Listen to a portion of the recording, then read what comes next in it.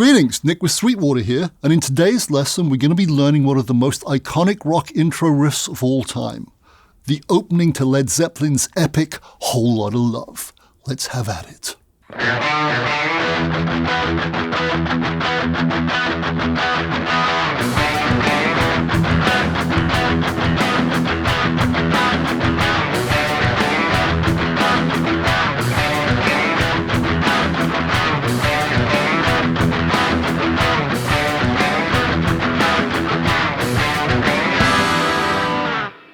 Yes, my friend, as per your requests in the comments section to our 5 Zeppelin riffs not on Rick Beato's list video, we're going to learn a Zeppelin riff or 5 over the next few videos.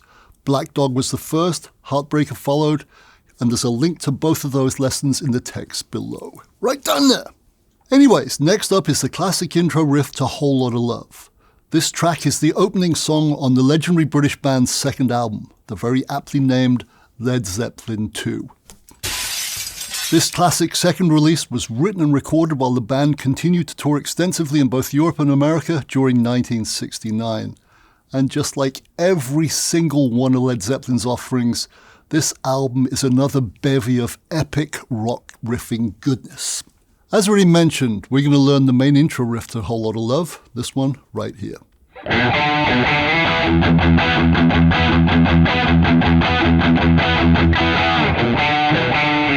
This timeless riff was created with a mere 3 notes from the E minor pentatonic scale, and said notes are, in order of appearance, B, D, and then, yep, wait for it, E.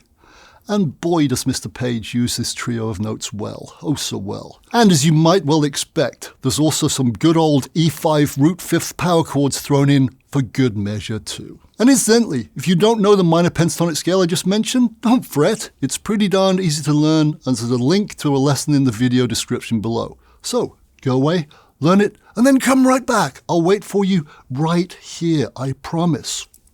Now, while the Whole Lotta Love main riff is a seemingly simple one, there are a few neat little wrinkles that help give it its unique sonic character, and they're often overlooked, criminally overlooked in fact. As it so happens, the first one I've seen not make it in certain lessons has to do with the very first note, which is the B note at the 7th fret on the low E string. This one right here, which I'm fretting with my 3rd finger. What is sometimes overlooked here is this. If you want to sound like the recorded version, you've got to slide into that sucker like this.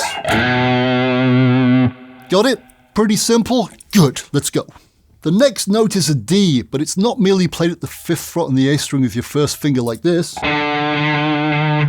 No sirree, Bob. There are 2 essential ingredients missing from the magical Jimmy Page recipe that is the Whole Lotta Love riff. The first missing ingredient is this. You also hit the open D string note at the exact same time you hit the D note on the A string, just like this. See what I'm doing there? I'm getting 2 Ds for the price of 1. 2 in unison. A simple but very effective thickening device. But wait, there's more! Having hit these 2 identical D notes together, Mr. Page then bends the one at the 5th fret on the A string ever so slightly so that the 2 are fractionally out of tune with each other, like this.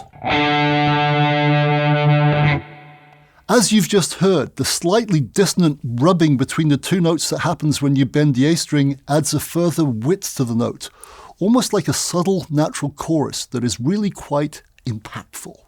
Here are the first 2 notes of the riff without the slide into the 1st note or the widening trick on the 2nd note D. Pretty darn bland, right? Now let's add the slide and the double D thickening effect and see what happens. That's more like it. That has attitude. That sounds like the record. Hurrah! The next 2 notes in the riff, notes 3 and 4 if you will, are merely B to D again. But we don't slide up to the B for the 2nd time, but we do repeat the doubling effect on the D. Make sense? So, that stated, here are the first 4 notes of the riff played the Jimmy Page way. To be honest with you, as opposed to lying, while I got the slide right, I didn't know about the double D trick for years, so I always used to start the riff like this. Granted, I was doing a slight blues bend on the D both times I hit it, But without that open D string note as well, it just sounds a bit flaccid, especially when played back to back with the page way. Here's what I mean. Here's the old way I used to play it versus this. Thicker, fatter, better. Incidentally, I learned to play this riff the right way, the Jimmy Page way if you will, directly after Guitar World's one-time editor Brad Talinsky met with Jimmy Page himself. At said meeting, Jimmy showed Brad exactly how he plays this riff, and others too. So it's effectively straight from the man himself. It's not merely an educated guess. Backstory over, back to the lesson. As you can hopefully see, I personally like to bend the D note at the 5th fret on the A string by pushing it upwards towards the sky like this. You can of course bend it by pulling the string downwards towards the floor, but as I'm a total klutz, I invariably end up muting the open D string when I bend that way. So, to avoid that possibility, I bend upwards all the time. Better safe than sorry, right kids? Next up, we hit an E5 power chord at the 7th position by fretting the E note at the 7th fret on the A string and the B note at the 9th fret on the D string, and then hitting both strings with a single deft pick stroke, just like this. As you can see, I personally like to use my index finger and pinky to do this. And FYI, I'm also fretting the E note at the 9th fret on the G string as well. So, if I hit that string with my pick as well, all is good. And if you listen very carefully to the recorded version, Mr. Page does sometimes hit the G string as well as the A and D strings, so we're covered there.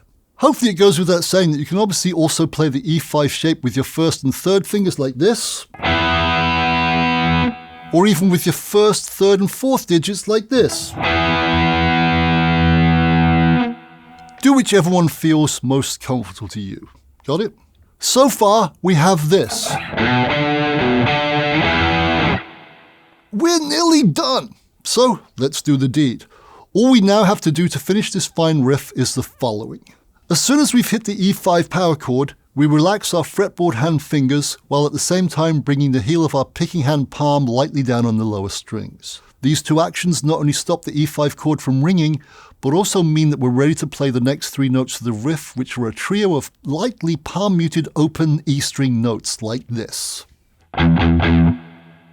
In summary, we hit the E5 power chord, then mute the sucker while picking a trio of open low E string notes, which are lightly palm-muted, like I just said, just like this. One more time. When we relax our fretboard fingers, they remain on the strings. They just don't fret the notes anymore. Make sense? We don't want to actually lift them off the strings, as that could well create unwanted noise, and as well as being unnecessary, it would suck. Got it? Once again, we want this. We certainly don't want that E5 chord still ringing when we're playing the open E string notes like this, because it would sound awful. Messy. Now we don't want that. We don't want this. We want this. Got it? Cool. If we add this to what we've got so far, we now have this. And before we move on, I'd just like you to remember 2 things. Number 1, palm mute those open low E string notes lightly. We're not trying to chug this part like, say, Metallica or Pantera, as cool as those bands are. We want this. And number 2, talking of not being overly metal here, most of the videos I've seen of Jimmy Page playing this riff live clearly show that he's using alternate picking here. The part in the excellent It Might Get Loud documentary when he plays this riff to the Edge and Jack White is a perfect example of what I'm talking about here. And talking of that clip, by the way, if you watch carefully you'll notice he's using the middle position on his Les Paul selector switch. Interesting stuff indeed, especially as another live clip reveals the exact same switch position too. Anyways, back to the alternate picking pattern for this part. What you do is this: hit the E5 power chord with a downstroke, and then pick up, down, up on the 3 open low E string notes, just like this. And a little slower. And remember, palm mute lightly. Once you've got this down, we repeat this 4-note pattern a total of 6 times, followed by an E5 power chord hit that slid off, and then the riff is done. Here's the whole riff played slowly.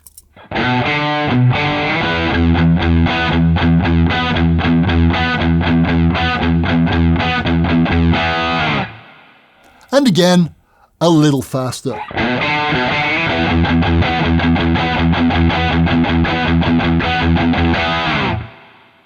Mr. Page plays this riff twice before the verse starts, which features a shorter version of this riff. Now, what do I mean by a shorter version, do I hear you ask? Well, it's simply this, my friend. You only repeat the 4-note pattern twice, not 6 times, and then you go round again. So the verse riff is this.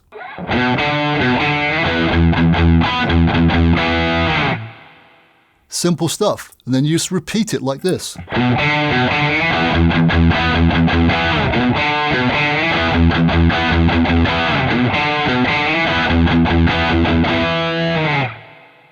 Now, to be pedantic, the very first time Mr. Page plays the main riff on the album, the 6th and final time he plays that repeated 4-note E pattern, he hits the E5 power chord again with his final upstroke instead of a palm-muted open low E. So instead of playing this, which is chord, then 3 palm-muted low E's, he plays this. So chord, 2 palm mutes, then another chord. So it's a power chord sandwich if you want. Hurrah! So just to make it clear, the very first time through the riff, he plays it like this.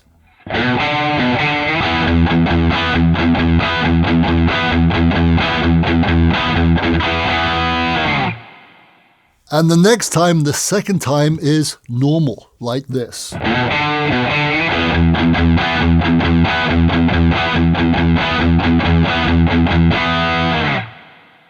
And there you have it, amigo. One of rock's most iconic riffs of all time that Jimmy Page created by merely using 3 notes from the E minor pentatonic scale and a simple E5 power chord. That said, like many allegedly easy-to-play riffs, this one is very hard to duplicate with the same swagger that Jimmy Page plays it. So, what will help you with this? Make sure you nail those slides and also those double D tricks, as that will definitely help add attitude and eyebrows to your version. Yep, I've said this in the other 2 videos, and I'm going to say it again right now. One more time, until the next video, that is. Mr. Page is, was, and always will be one of rock's finest riffologists. Here's hoping you had a whole lot of fun with this one. Wow, that was dreadful, wasn't it? Anyway, with that shamefully sad, pathetic attempt at humor, I'm going to play out, but this time I'm going to use the middle position on my pickup selector switch, just like Mr. Page does in It Might Get Loud. I'm out. See ya!